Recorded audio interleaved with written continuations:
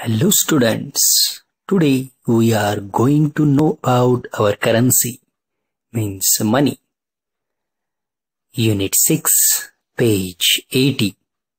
Look, listen and read with me. All about money. Let's go. Unit 6, page 80. Look, listen and read with me. All about money. We all need money to buy things and to pay people who work for us. But what is money? Who invented money? Today we see money in the form of coins and notes. Currency, cash money. Coins, a 50 paisa coins, a 1 rupee coin, a 5 rupee coin and a 10 rupee coin. In the form of notes, a 5 rupee note, a 10 rupee note, 20 rupees, 50 rupees, 100 rupees note, 500 rupees and 1000 rupee note.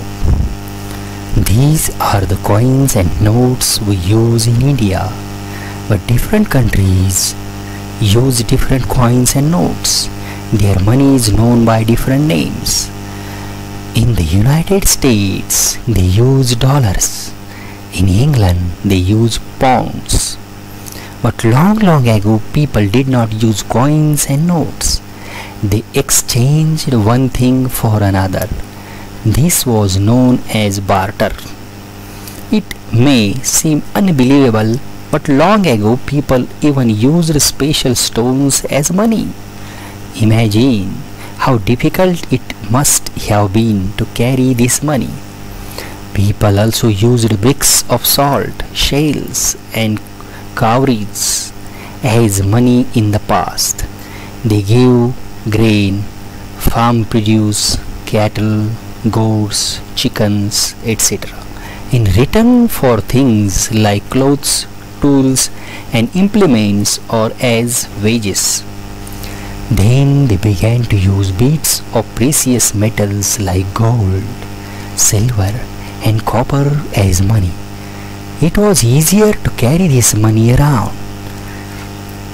Paper money was first used in China about 1000 years ago.